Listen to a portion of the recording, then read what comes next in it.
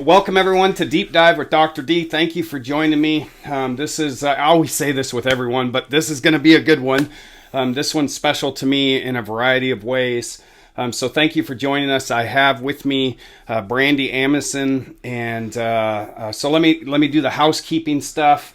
If you don't follow me and you want to, just click that follow for the podcast. I generally do episodes every week, but sometimes I take a week off. So generally once a week, I record them live on Sunday mornings.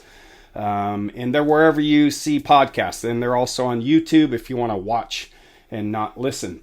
This is my shameless plug for my book. And I'm actually doing an author's event on December 13th, I think it is, at Gerald's. But you can pick it up anywhere you buy books, locally in Ellensburg, downtown at Pearl Street Books, at Gerald's, and then online. You can still shop local online, geralds.com. And then you can get it on Amazon as a paperback, as an ebook, and then on Audible as an Audible book. Now, this book is special because this one is Brandi's. So there you go. There's so much. Your book, and I call it the short story of the wild ride of my life. It's been a wild ride. Okay, so let's get to the guest that I have in front of me, who I know well. But for the world who doesn't know Brandi, introduce yourself. So I'm Brandi Amundsen. Originally, I'm from Los Angeles, California. I'm a transplant. About 7 years ago, my husband and I and our family, we relocated here for his job. And I fell in love with Ellensburg. Ellensburg is a different pace of life, different people, just a whole new life. And so the pandemic happened. And during that time, I'd previously had a career in a corporate world. And I decided I wanted to go back to work. I need to get out of the house, but I wanted to do something that was meaningful. So I went around and applied for different places, food bank, things like that. And then I met David and Mariana. And first interview of my life, I cried the entire time. I left. I sat in my driveway, cried for 2 more hours. My husband was just, love you. Like, you're fine. So I really hoped I'd got it, and I did. And then since then, it's just been a whirlwind of getting acclimated to the town, getting acclimated into the recovery community, meeting people, having relationships I never had before, which are very difficult in the more metropolis. So now I lead Peers Rising, formerly KCRCO, and have a team of 8 right now, over 4 offices, 2 counties. And proud mom of 23-year-old, a almost 16-year-old, and an almost 14-year-old. So 2 boys, and the youngest is my little girl, who's now 14 going on 40. But that's a little bit about me. Awesome. And how you and Michael have been together how long? So we've been together 22 years, and we will be married 20 years May 13th of next year. Nice. Nice. This is a random question. I have my own perspective, but when you first came to Ellensburg, what did you think? So there was a lot of culture differences. First of all, I would be in a grocery store, someone would lean over me to grab something, and I would go into a protective stance. Oh, wow. When I'd go to check out, people would have these long conversations and follow out into the parking lot. It was very different. Yeah. Everybody was very friendly. Everybody knew everybody. Yeah. Before we moved here, people in the community knew we were coming and who we were. And we were that family from LA. Yeah. So that was very different. I grew up in a small town in LA, but it was very, very different. There wasn't as much culture, because when you come from a place like Los Angeles, there's so many different ethnicities and people. Yeah. So that was an adjustment. The traffic here is hilarious because it's nothing, And we complain about it. I mean, yeah. Well, we did get in trouble a couple times because the 20 miles an hour on the streets was like, what? What's going on? We'd never seen a street like that. Yeah. It's usually 35, but, what a great place to raise a family. What a great place to come. It's much quieter, slower pace of life. I'd never heard of or understood a 35-hour work week. or being closed on a Monday, Tuesday, which a lot of businesses are, but it's family first. 8:00, the town is empty. Everything closes. So it was a big adjustment, but there's such beauty in it and peace and calm. I'd never go back. So that's pretty similar. I'm from Tacoma originally, and my first drive through Ellensburg, Fred Meyer brought me here because that's when I was in retail loss prevention, and my boss was like, hey, we're opening a store in Ellensburg, and my true to life reaction was, where's Ellensburg? I wanted to be close to Tyler, who my ex had moved to Yakima. And the first time I drove through, it was like, oh my God, wow, very different. And I was just like, okay, well, I had a truck and I had a dog, and I'm like, okay, we can make it work. But just like you just said, it's a whole different environment. Culturally, just the diversity is not Tacoma's very diverse. I was like, okay, this is different. But that same thing and me being kind of social, I kind of like, wow, you could, you talk to people and you talk to strangers, and what do we call Fred Meyer? Our mall. And those really long conversations. I remember when the management team came here from Fred Meyer and we're talking, everyone just wanted to talk to you and get to know you. It's like, okay. And it was really cool. And I still have stories, people that remember when I gave them tours of Fred Meyer and blah, blah, blah. And it's that thing of that really strong connection. And then the family part is huge. So I have a funny story about Fred Meyer. I have a friend, one of my best friends, grew up in Bremerton. Oh. And so she told me, she lives down there still. Yeah. And she told me, she said, when you go to Fred Meyer, you have to video call me. I said, okay. She's like, it's going to be unbelievable. I was in the store where Michael had to come get me out because I was like, I don't know what I'm everywhere all at once, and I've never seen anything like this. Yes. It was amazing. It was the best trip of my life. I fell in love with it. That's awesome. Now I'm like, oh, I gotta go to Fred Meyer. Yeah. But in the beginning, it's a mall. It's definitely a mall. Yeah, it was amazing. Yeah. Well, fun random fact, I'm full of them, I'm a dad, is Fred G. Meyer actually created the one-stop shopping experience. Oh, okay. There you go. Out of Portland. That makes sense. He created it. And Kroger, when they bought Fred Meyer, that's part of what was really exciting for them, because now Kroger across the nation, they've kind of done that. So amazing. Random fun fact. So super cool. Thank you for sharing that about you. And, I knew a lot of that. And what I love about doing these is you think you really know someone, and then you learn tidbits. So we have, as usual, I've created some questions. So I think we'll dive into some of these questions. And the first one, let's start there. You stepped into leadership at Peers Rising, the very organization that I founded, that you were part of you are our first peer. And I remember your interview, and I can own this, that you were my second choice. Yeah. And I'm so glad. Our first choice, you became our first choice. Yeah. Thank you. I'm so glad. So you were there in the beginning days when we just had a couple peers, maybe a week, like really in those early days. Now you've taken it to new heights, and sitting here across from you, and we just had the gala, and I sent you the picture of you watching you on that stage, which I know is not your thing. Not at all my thing. And listening to you share really personal parts of your story that I know is just not what you do, and that's okay. Like, everyone has their thing, but you really owned that. You've taken it to, and you're continuing to take it to new heights, Peers Rising. What's the journey been like for you, both personally and professionally? I've always kind of had a knack when I started a job to be very good at it. One of the things in my family, we come from very strong women that always had very hard work ethic. So it's kind of I don't want to say easy for me, but that's kind of how I am, where it's like, okay, we got to push through. We build systems, we do things, we very efficient. Where I haven't done well is on the personal part.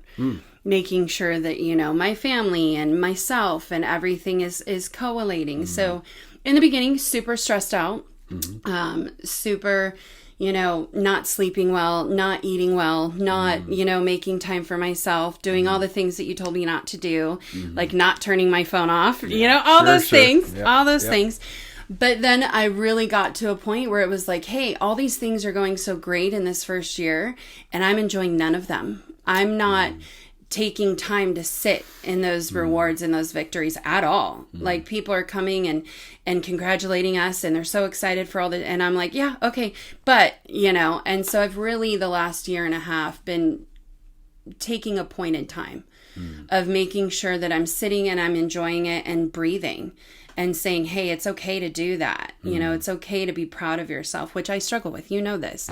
Very hard on myself. And that's something since I was a child, So professionally, we went through a lot of difficult times, but what it comes down to is staff. What matters is who you have in that office, in that position, doing that work. And it's a lot of different things. It's their professionalism, but also their personalism. It's how do we cohesively work together? And the team that we've got put together is just incredible. Like, I'm not going to get teary-eyed. I'm going to try really hard not to cry. But if you know me, I'm a crier.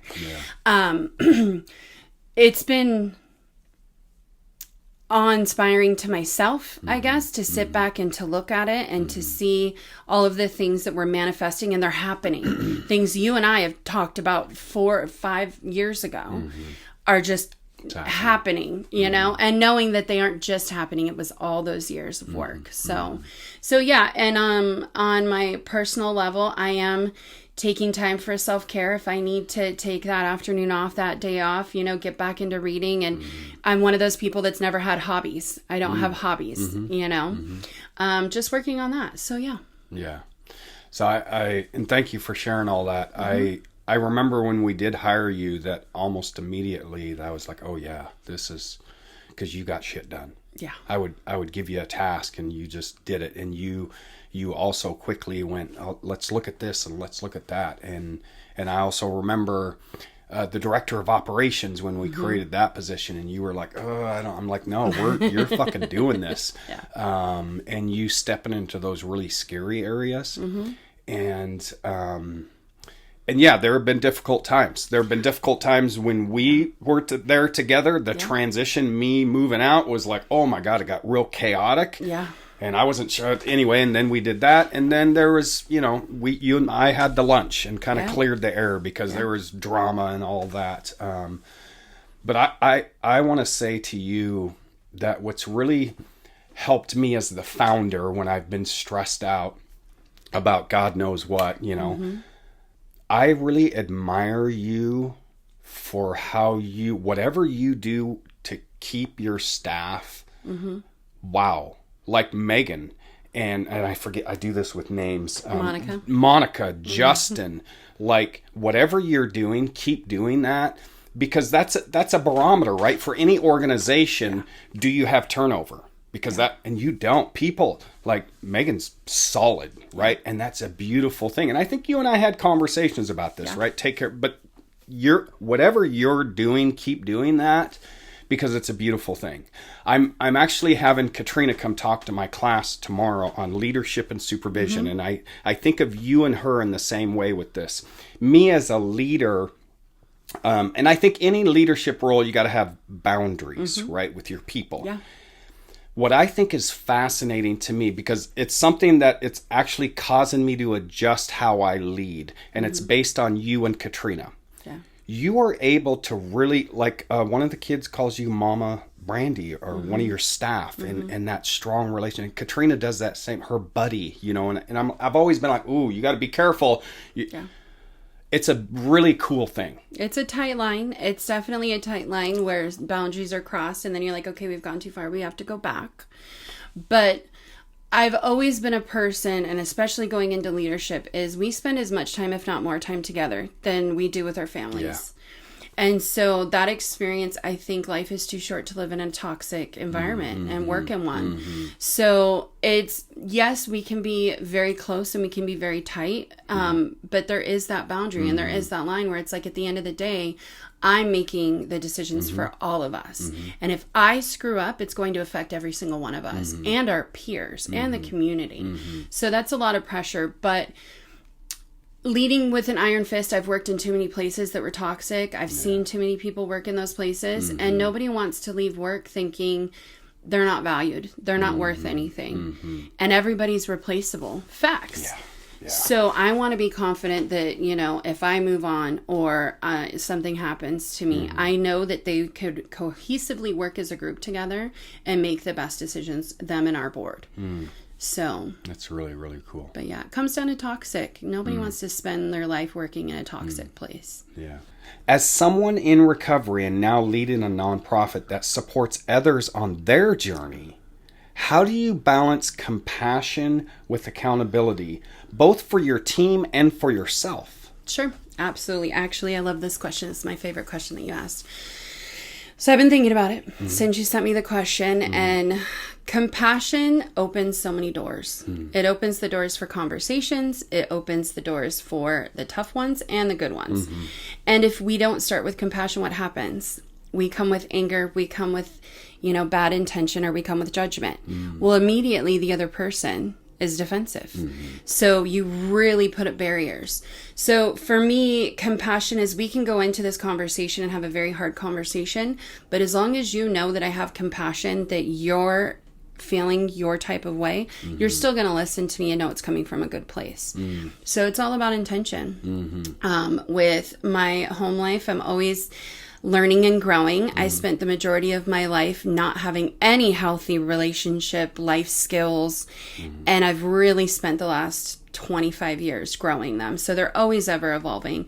But since I went into leadership and really took that on as myself, I realized, especially with my staff, because you're going to have more hard conversations when you're leading a group of employees because things are happening.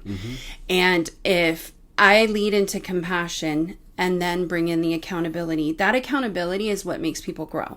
Whether it's my children, whether it's my staff, that's how they're going to learn. And I'm going to do a disservice to both of them if I don't hold them accountable and hold myself accountable.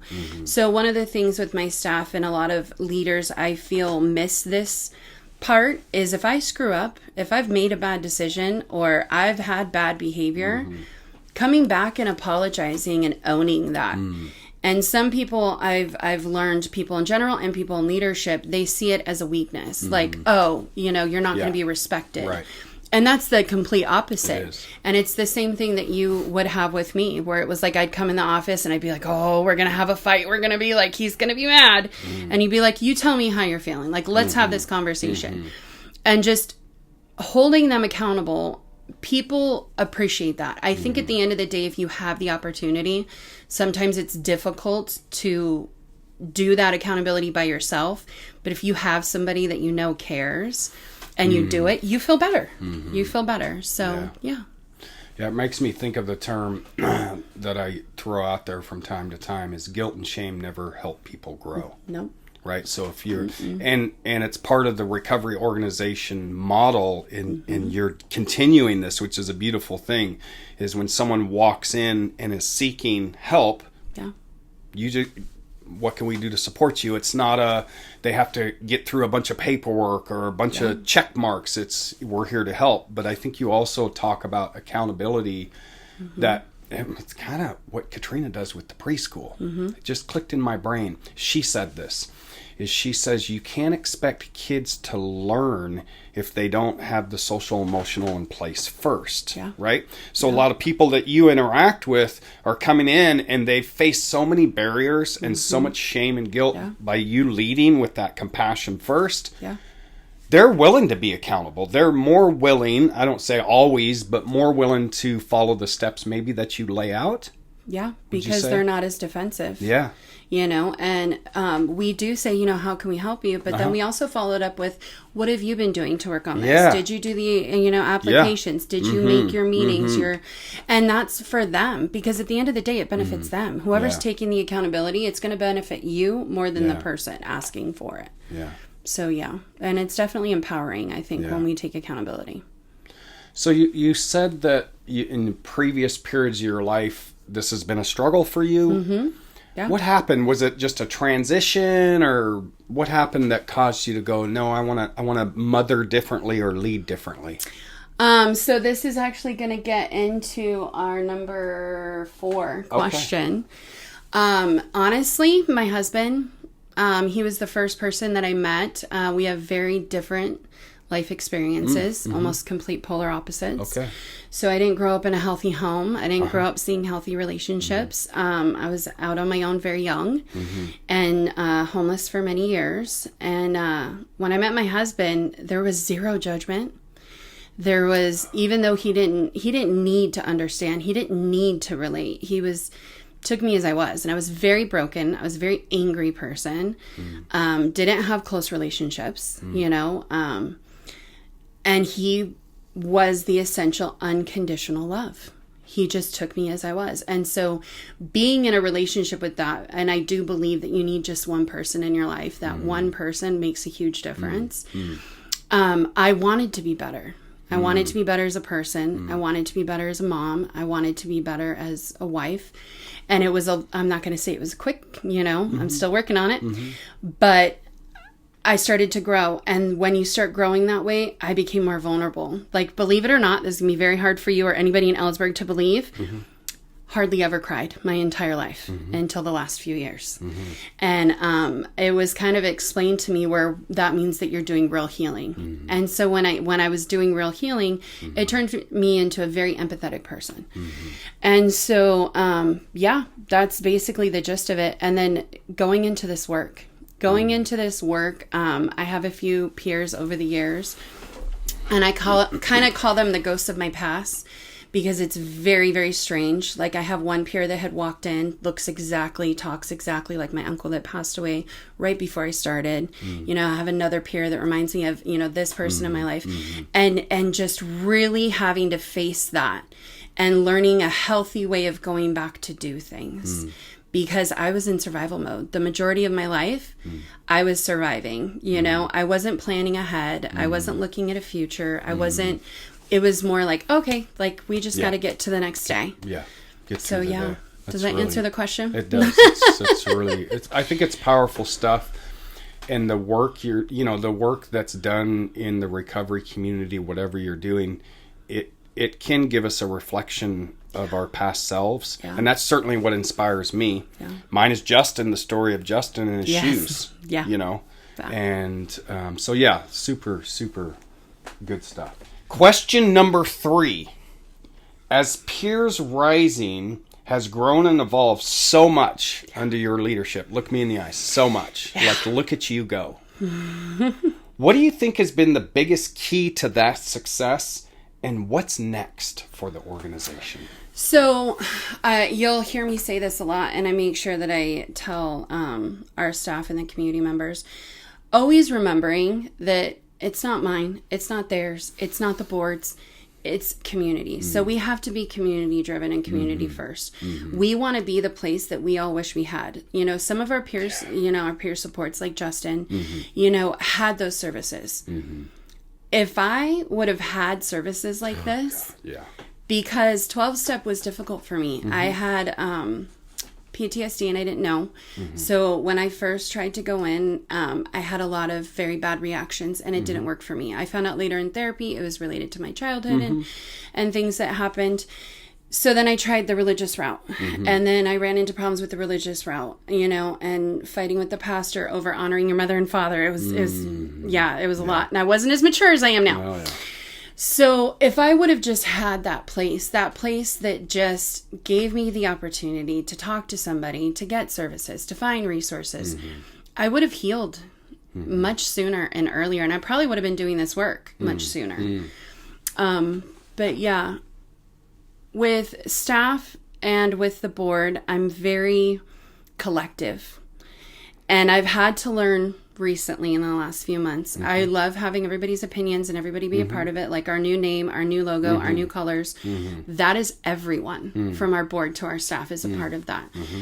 But I also have recently gotten to the point where I'm like, okay, like, we can get everybody's collective feedback and do this together. I just need to make sure that I still stay in the leadership side of I have to make the end choice. And that's difficult for me because I love collaborative fabric. But it's worked. That's honestly what it's worked. And the staff, again, and the board that we have, they are all in. Their hearts, their minds. This isn't just clocking in. This is all of us collectively as a community. So, yeah. What's next?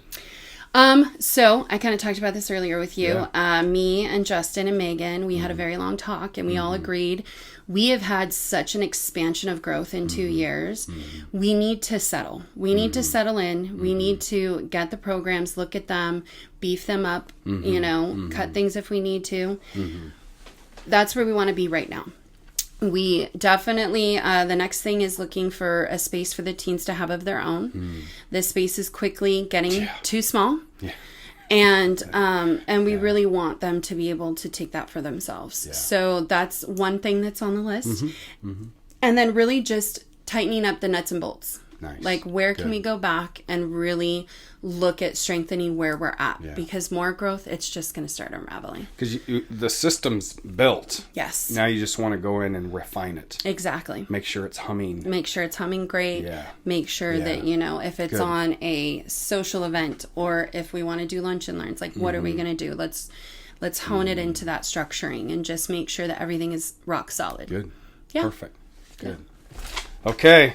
We're getting close. You've kind of answered this in some ways because you referred to it when I asked you a question. You wear so many hats, right? Yeah. Mother, wife, leader, friend, person in recovery.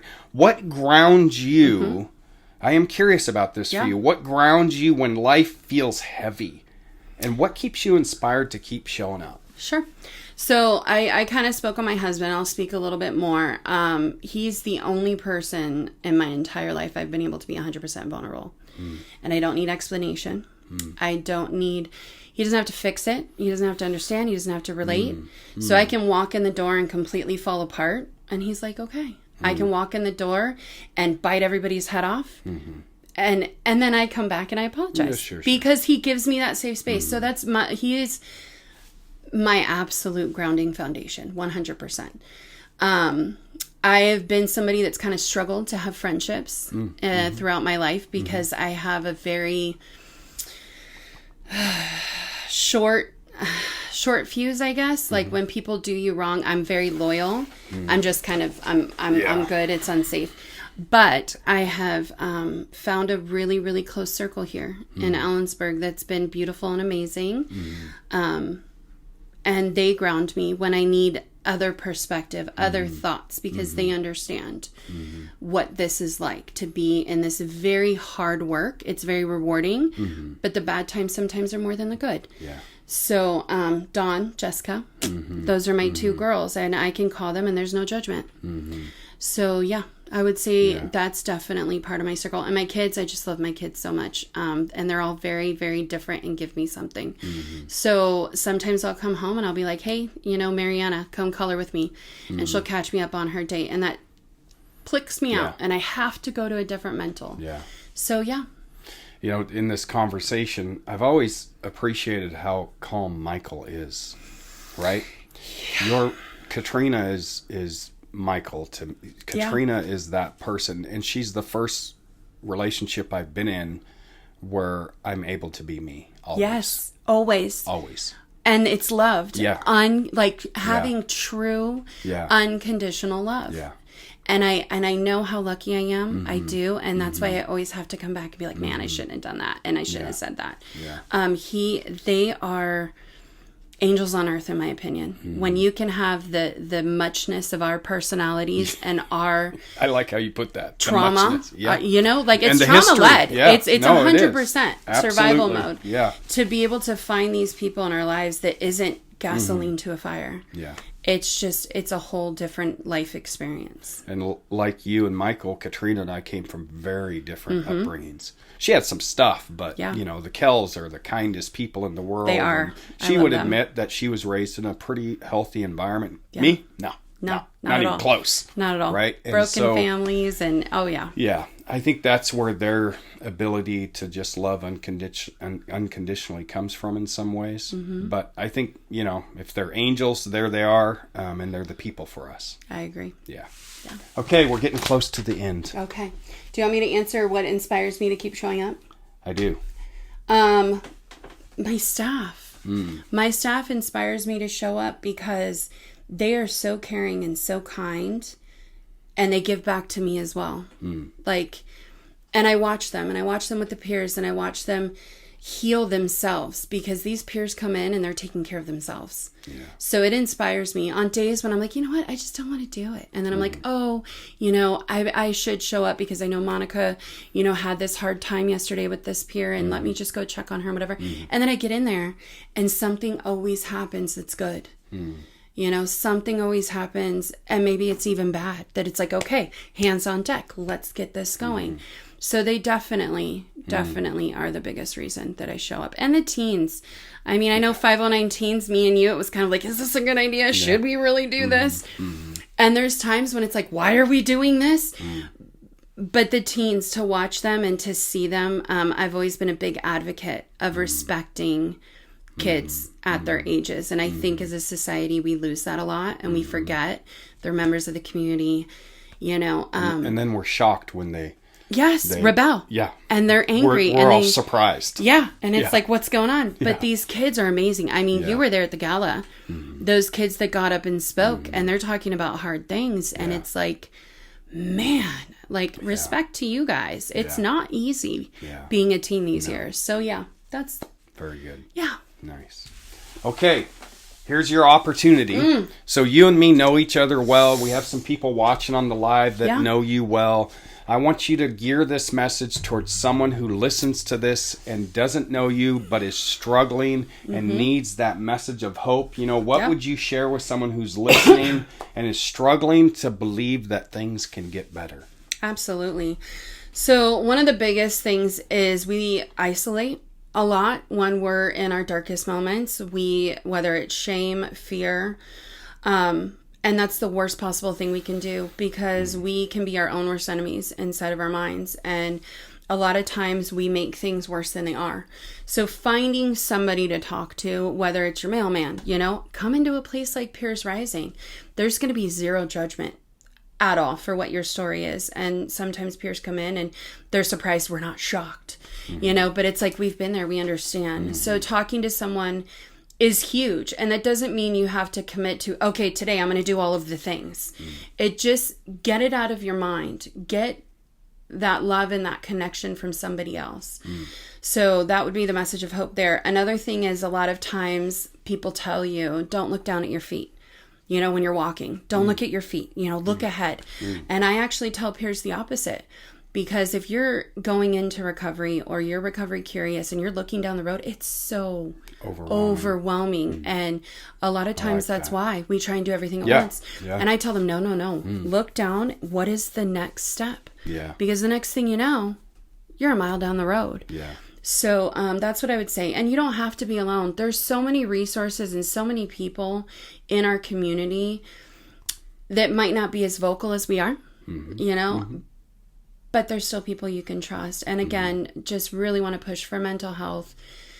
Talk and get it out there, because we make up really, really bad stories in our heads, and we can be our biggest downfall. So that would I like be my what message. you just said, and it really hit in me, because, you know, some days I struggle, and so what I've learned to do some days is just sending a simple message to someone in my circle of influence that just says, hey, just reaching out. I don't want help necessarily, but I'm struggling. But just getting it out a little bit can actually help us get a lot further. It does. And you and I think exactly align in that, you know, do the next indicated thing. Yes. If I talk to students on a college campus, or someone who's new in recovery, don't think about 6 months or a year. That's why I think from the recovery community standpoint, just focus on today. Yes, one day at a time. One day at a time, and the 1 hour, 1 minute, whatever you need in that moment. Yeah. And then talking to someone is so, it can be one of the hardest things to do. It's like picking up that, when we used to have phones, you know, picking up that 500-pound phone and making that call, but sending a message, something simple. And Peers Rising. Yeah. Go walk in the door. 100%. I challenge anyone listening. Here's your challenge for the week. Walk into the office of Peers Rising in Yakima or Ellensburg and just experience it. Just experience it. Yeah, we love having people come in. The open door policy is just incredible and amazing. Yeah. You know, it really makes a difference. It's good. Okay. All right, I'm ready. What's a question? excited. I'm a little nervous. Don't be I'm always a little nervous. nervous. I'm like, Don't oh God, be what are they going to, nervous. like, okay, whatever. What's a question you've always wanted to ask me? Okay. So I really want to know if you regret leaving when you did and wish you would have stayed longer. Oh, that's okay. This is good. Okay. Do I regret leaving when I did? The knee-jerk response is no, because it was always part of my plan. And I remember when I started that transition phase, the succession phase, and I would say to people, they're like, well, this is you. This is I'm like you. This is not me. I never wanted the KCRCO Peers Rising to be David A. Douglas. I wanted it to be for the community. So the knee-jerk answer is no. Is there, because there was some stuff that I was like, oh my God, and I was trying to put the balls in different places, and I had to just keep reminding myself that this was part of the plan. And as a leader, you got to let people do what they need to do. Yeah. So the knee-jerk answer is no. Was there some regret, like, oh, maybe I should have stayed a little longer, or maybe I should have? I think that's normal. I had some of that. But it was kind of after you and I had that lunch. It's been a year ago now. I don't know how long. About. And talking to people, Yeah.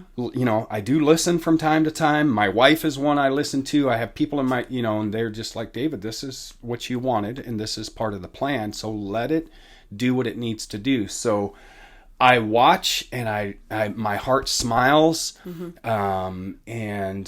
So does that answer your question? Yes. Yeah. It did. Yeah. Is there some regret? Is there some thought like, oh, I should have stayed a little? Well, sure, but no, this was part of the plan. Okay. Absolutely. Good. 100%. Yeah. Okay. This has been great. I enjoyed this a lot. It was great. Good. Okay. I appreciate you. Well, there it is. Okay, so I'm going to move this so we can hug. Okay. I've learned to do that. This has been very good. And I got my book. You did. I got my signed book. You got I your bought book. the audio, but now I got my signed book. Very good. Thank you for joining us. We'll have another guest on next week. It might be Rebecca. Rebecca, if you're listening, I might reach out to Rebecca or Monica. Monica's agreed. So we'll see. Yeah. Okay. Love to all. Bye, guys.